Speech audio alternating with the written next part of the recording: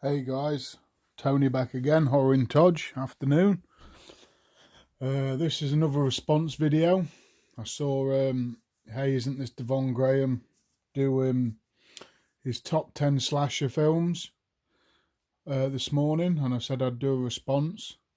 And I think he said it was a response to Need Gore, who's a cool dude. Check him out, big time. His channel's amazing. He did a lot of live streaming and stuff. Real nice fella. And yeah, hey, isn't this Devon Graham? He's really nice guy too. Got a wicked collection. Check him out. Does unboxings. He's got VHS stuff, which I haven't got around to getting yet. So yeah, check them both out. This is just a response. So I'm gonna do my top 10 slashers at the minute. My mind always changes because when I watch something, like if I haven't watched something for years, like 20 years. You know, like some of these might be like, people might think, because they're like, I'm only going to do one in a franchise as well. So if I pick a Halloween film, I'm not going to pick another. You know, I'm just going to do one in a franchise. So I'm just going to go through and, you know, and just show you what at the minute. Like I say, I might in a few weeks when if I've watched a few more, watched a few 80s ones that I haven't seen. I love them at the minute. I watch a few 80s ones. And I really like them, so I'm like, oh, I love this slasher now, so it probably will go in there, but it's just the ones I thought off the top of my head that I'm really liking at the minute. So, number 10, I'm starting off, is Wrong Turn 1 from 2003. Now, remember this sticks in my head, probably about 1920 when this come out. And yeah, I can remember watching it with my dad and showing him it. That's the first one up there. I've got it in this pack. I don't know if it's out on Blu-ray yet. It might be in Germany, but it's in England. And yeah, it's just good fun. So I think they're all quite good fun, but the rest of them, when they get to like 5 and 6 and stuff, they get a bit, they've ran out of budget really. They're a bit like B movies. But this first one, it's really good. I like it. Really good. Yeah, so that's my number 10. That's Wrong Turn. Number 1, Wrong Turn. So movie number 2 is, number 9 on my list is Child's Play 2. Not Child's Play 1, Child's Play 2. I love the ending where they're in the toy making factory. It just sticks in my head, that bit. Number 1, but I haven't watched these for 10-15 years either, so probably they might bump up on my list, some of them. But yeah, just this one, number 2, that VHS cover sticks in my mind as well. But yeah, it's really good. Number 2, it's got a good storyline, better than the first, I think, and it's just compelling at the end. It's really good. So that's my number 9 slasher, Child's Play 2. Number 8 is The Burning. This is a great film if you haven't seen it. Like an 80s type slasher. It's got a guy called Cropsy in it who's deformed. This guy here, and he's got shears and he just cuts everyone to pieces. Another camp slasher, a bit like Friday the 13th sort of thing. But I really like this. Blood soaked. And this is the Arrow edition. 2-disc. Yeah. Cropsy, The Burning. So, yeah, that's at number 8. Like I say, these might change after I've watched some others, but I really remember liking this. Number 7. Children of the Corn, Part 1. This, I always remember, it sticks in my head. I watched it when I was about 9. Remember watching it once when I was off school sick. I don't know how I got it. I got it on VHS. And I watched it. I thought, oh yeah, this is amazing. If the kids ever turn against the adults. So I've probably mentioned some of these before, these films. It's pretty much going over. But yeah, I really like this one. You've got like Isaac there. There's another ginger-headed guy somewhere, Malachi. I don't know where he is, but yeah, these two are real good villains. And yeah, some good kills on the adults. It's just terrifying in the way of, you know, if the kids ever turned on the adults sort of thing. And it's good. It's a great movie. I love that one. Children of the Corn. Haven't watched it in a while, like. Right, so this is my Halloween. People are gonna hate me for this, maybe. So this is number 6. This is Rob Zombie's Halloween. Now, people are gonna say, huh? More than like Halloween Part 1 or Part 2. I'm like, yeah, I like this one better than the original, and that's horrible to say because I love the original and I love number 2. I love all of them, but I just like this one better. I just find it more, don't know, gets to the point quicker, and it's more brutal in this one. And it's just, I like the story of, you know, the trailer trash. I don't know why people have a, you know, have a bad, don't know why people go mad about the, you know, trailer trash. That's what Rob Zombie is. That's what he does. But I like the aspect of it. I love the story of the little kid with the little clown mask on, and he turns out to be Jason. He's just really brutal in this. I think he's even more menacing than the original. But I could be wrong. But like I say, I haven't watched the original now. I bet it's nearly 20 years because I like them, but I just find it a bit slow. I'm going to watch it again. I'll watch it again this weekend and it might change. I might think, what am I on about? What am I thinking about? That's amazing. Which it is amazing, I know, but it's just, I just like this. Rob Zombie's Halloween, uncut version. I just love this film. Really do. So that's number 6. My number 5, I only watched this the other week and I done it for the Slashback Challenge, Horror Man's thingy.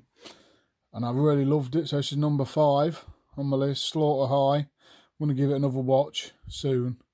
This is amazing. I'm going to try and get it on Blu-ray. If you haven't seen this film, got a guy called Marty, who's this guy. He's the killer, obviously. You can see he is. And it's just 80s fun. Great kills. Load of like teenagers or people in their early 20s together, drinking and making out and stuff. And it's just, oh, I don't know, I loved it, seriously. So this is number 5, Slaughter High. Watch this, guys, if you haven't watched it. I never watched it. So there's a lot of 80s films I haven't watched, so I'll probably, if I watch them, I'll be like, you know, the old VHS one, I'll be like, oh yeah, this is amazing. This has got to go in my slaughter, my slasher stuff. But yeah, so this is my, yeah, it's Slaughter High. Check it out, guys. Number 4, watch this again. I've showed this a few times, haven't I? But it's Friday the 13th Part 2. And I like this one the best so far. I'm just going through them. I'm at Part 5 at the minute. Been going through them last few weeks, watching them when I can. And this is the media book version. But yeah, Part 2. I love the Sackhead Jason or Baghead Jason. This one, I love him. And like I say, I've mentioned her a few times in past videos, Amy Steele. And I like the aspect of him having his mum's shrine there, Pamela. Great cast, great kills, hot girls, just great fun. This one is brilliant. They all are, actually. I just watched Part 4 last week, got on to Part 5. That's great, Part 4. Part 3 is good. Part 1 was about the slowest, I think, to get going. But this one, this is brilliant, guys, if you haven't watched this. So that's my number 4. Friday the 13th, Part 4. Number 3. Now, this could have been my number 1 because I'm really getting into this again. Like I say, when I rewatch stuff and think about stuff hard, there's number 3, Texas Chainsaw Massacre. I know this was, hey, isn't this Devon Graham? His, can't remember his name now, sorry, mate. Drew, I think his name is. His number 1, which it could be my number 1. It's just a toss of a coin, really, because this is a brilliant film. Texas Chainsaw Massacre. What is it? 1978 or something like that. 74. 1974. So for 1974, this is brutal. This is everything you want in a slasher. This is arguably the best, the greatest slasher villain. One of them. in Leatherface. It's just a brilliant film, and everyone's seen this surely. It's got good characters, gritty, really grimy film. And I met Ed Neal, the hitchhiker, the other week at HorrorCon. He was a nice guy, and he told me a few stories, saying it was the best time of his life when he filmed this film. So yeah, it's Toby Hooper film, Chainsaw Massacre. And I love the others as well. Texas Chainsaw Massacre 2, as you know.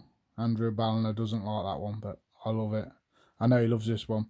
And watch out on my channel, guys. I've got a wicked, the best edition coming of this from Germany or Spain. Don't know, it's a special edition and it's going to be amazing. I'm going to do an unboxing when it comes. So I've only got this edition on Blu-ray. But yeah, that's number 3. It could have been my number 1. But I'm going with nostalgia and stuff as well here. Not the best films. Obviously, maybe the best film is Halloween. You know, we know like the genre breaking, but I'm going for nostalgia and what I used to watch as a kid and what sticks in my mind. You know, that sort of thing. If we're just going off, you know, we'll go like Halloween, Friday the 13th Part 1, Nightmare on Elm Street Part 1, you know, and go like that. But it's not that. It's just films that I like and stick in my mind. So number 2 is the Candyman. This could have been my number 1 easily. He's so underrated as a slasher villain. You always see like Jason, Freddy, Michael, Chucky, Leatherface, don't you? You never see, you know, together as slasher villains. You never see Candyman. I don't know why. Because he is menacing, man. He's probably more menacing than any of them because he's a ghost, or not real, and he kills you. And it's just, this is brilliant. I haven't opened this yet because I've got it on Blu-ray, so I haven't cracked this open yet. I'm going to have to crack it open and check it out. Maybe when I get a new 4K telly. That's the back, guys. If you haven't seen it, read that. But this is a brilliant film. Remember, this sticks in my head as a kid. Candyman, the 90s, early 90s. What's the place called? Bikini Green, where it's filmed. Yeah, it's just it's in Chicago. It's a real deprived area, and that's scary in its own right. Actually, the place where it's filmed, it's just gritty. It's just a horrible place. But when Candyman comes in, Tony Todd is amazing. He's just so menacing. He's just he's Candyman, isn't he? He just, that hook, some of them death scenes where he sticks it through the gullet, spleen straight up. He's just brutal, man. No, I mean brutal. And a big guy, powerful. He just looks, I don't know, just looks strong. I don't know why. This is a brilliant film. And number 2 was good. I haven't seen number 3 yet, but I've done I think Slashback Challenge number 2. So yeah, that's the Candyman. That's my number 2 slasher of all time. I love that film. And my number 1 slasher of all time, because he is my number 1 man, is Nightmare on Elm Street 3. Now, I love them all in the franchise. I rewatched Part 2 the other day because I had a few people talking about it, Lawrence Collections and a few people, and I really liked it this time. Well, I did anyway, but I didn't used to like it when I was a teenager, but I really love it now, Part 2. But this one's always stuck with me because I watched this one as a kid growing up. This is the one I had on VHS first. It's Robert Englund. Freddy is the best slasher villain in my eyes. No, people will say, some people say Michael, some people say Jason, some people say Leatherface, but Freddy's mine. Even the later ones, tongue-in-cheek stuff, some of it, but great. This one's got a great cast. I like the aspect of all the Elm Street kids being in a mental asylum and then coming after them in there. Nancy's back in this one, Heather Camp. Yeah, it's just brings back childhood memories, and this will just always be one of my favourite films of all time. I can turn it on whenever. So it's just, this is the media book. I haven't cracked it open yet because I've got all that Blu-ray stupid set, what's really cheap, what I always watch. So I haven't opened this yet. I say everyone's seen this German media book of mine. But yeah, this is my favourite. This is my favourite slasher of all time.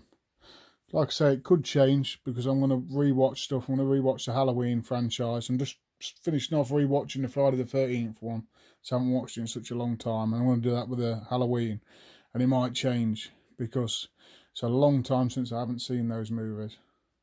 But I can remember watching the Rob Zombie one last year for the first time and really enjoyed it, so that's why it's there where it is instead of the original or part 2.